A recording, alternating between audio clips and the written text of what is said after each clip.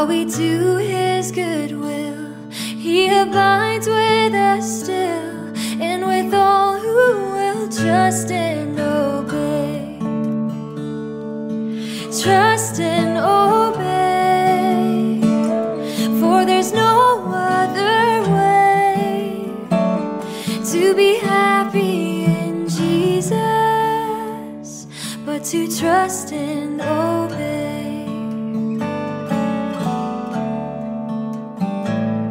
But we never can prove the delights of His love until all on the altar we lay. For the favor He shows, for the joy He bestows, are for them who will trust and obey. Trust and obey, for there's no other way to be happy in Jesus but to trust and obey.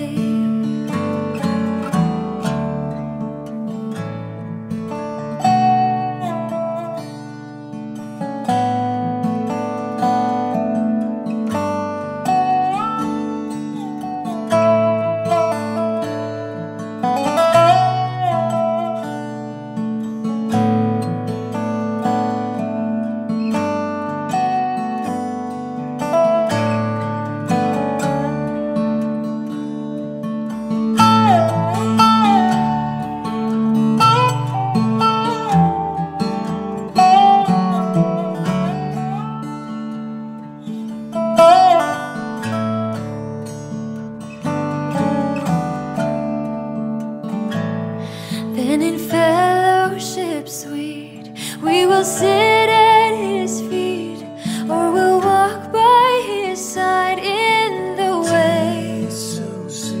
And what He says we will do, where He sends we will go. Never fear, only trust and obey. Trust and obey, for there's no other way to be happy in Jesus but to trust and obey. For there's no other way to be happy in Jesus but to trust and obey.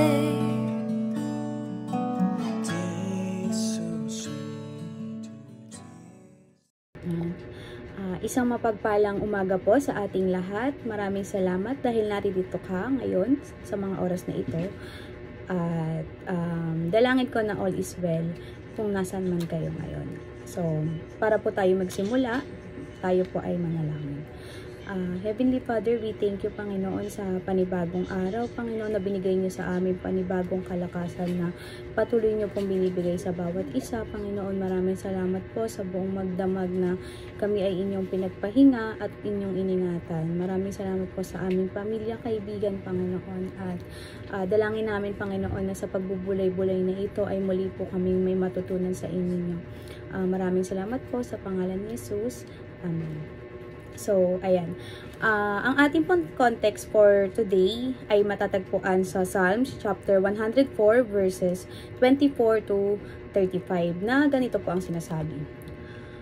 How many are your works, Lord? In wisdom you made them all. The earth is full of your creatures. There is the sea, vast and spacious, teeming with creatures beyond number, living things both large and small. There are the ships go to and fro, and Leviathan, which you formed to frolic there. All creatures look to you to give them their food at the proper time when you give it to them. They gather it up when you open your hand.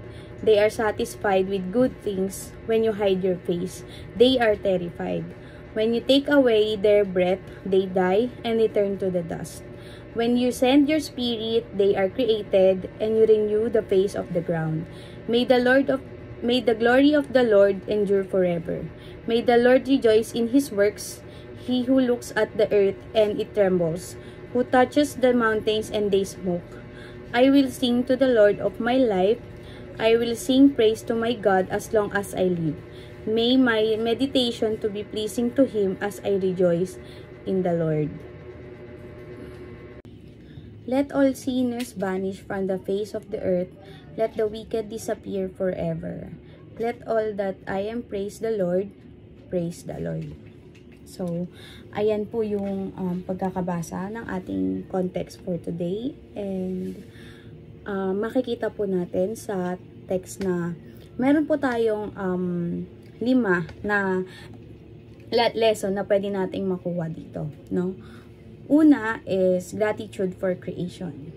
Ayun, ang sabi po dito, recognize and appreciate the beauty and wonder of the natural world, acknowledging that it all comes from God's creative power. So, hindi naman po bago sa atin yung 7 days, 'di ba? Kung paanong ginawa ng Lord yung sanlibutan. And from there, makikita po natin yung God's creative power, kung paano niya ginawa yung sanlibutan, and also sa ngayon na kung paano nagko-coexist yung ecosystem, 'di ba? Sobrang nakaka-amaze, and minsan kailangan din natin mag-post kung ano man yung ginagawa natin, and take time lang, no, to be grateful sa kung ano yung nakikita natin. Kasi kung iisipin, kahit ang mga scientists, no, ma-amaze kung paanong yung pollen is nalalaglag sa mga flowers, and then kinukuha, or minsan kinukuha ng bees, and then sila yung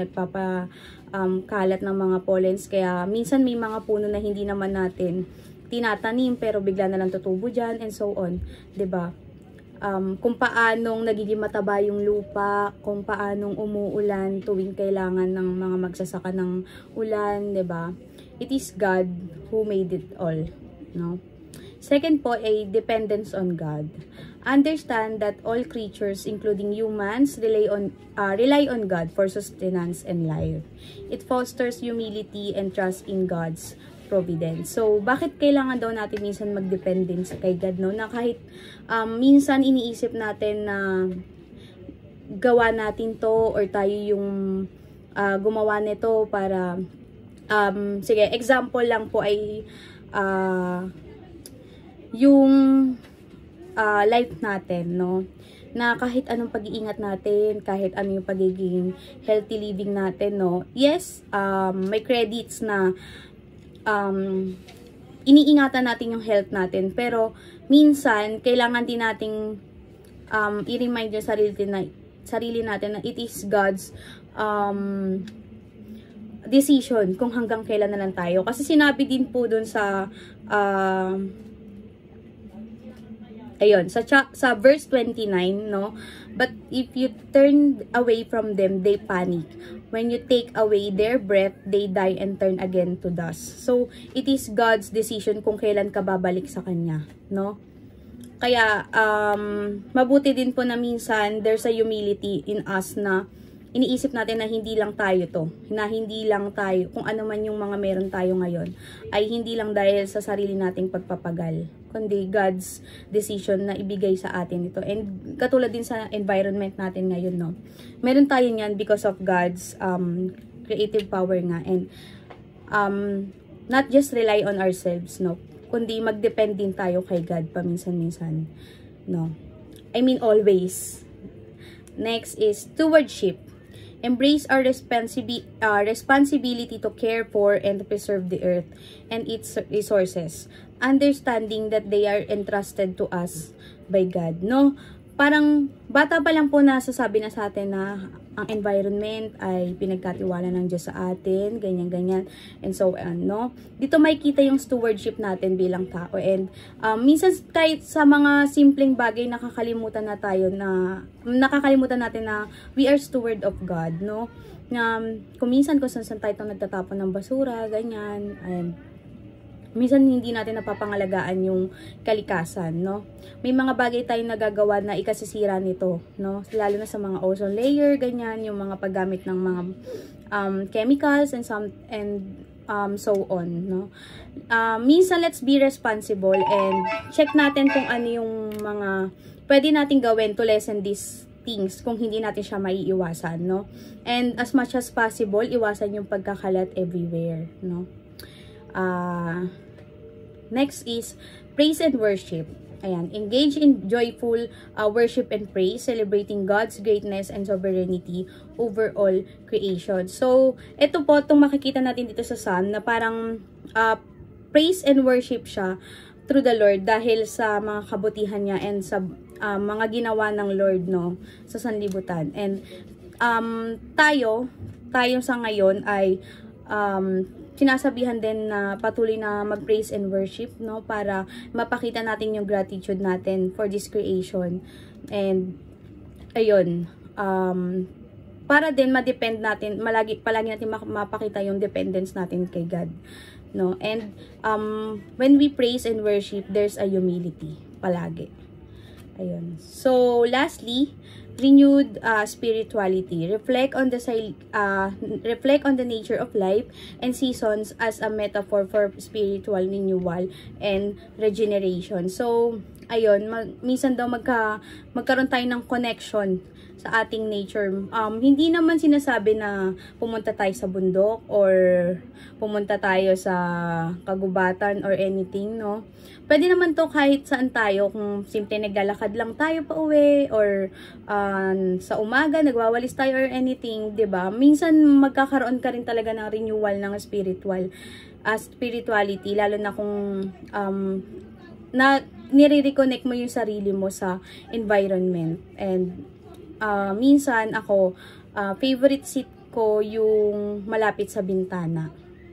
Kasi minsan gustong-gusto ko nakakakita ng mga puno, ganyan. And as you can see po, no, favorite color ko ang green. Makikita naman po sa pader namin. Ayan.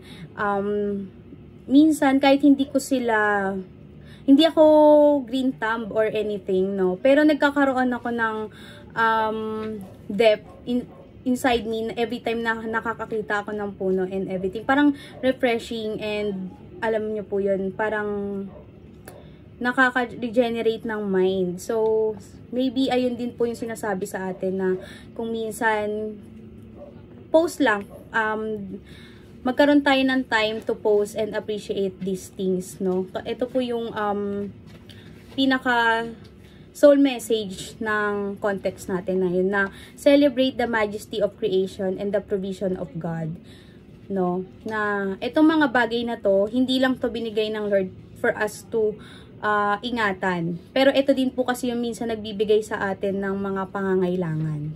So,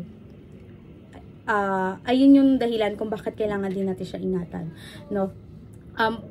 Ganun po nag-e-exist yung ecosystem. Parang you give and then you take.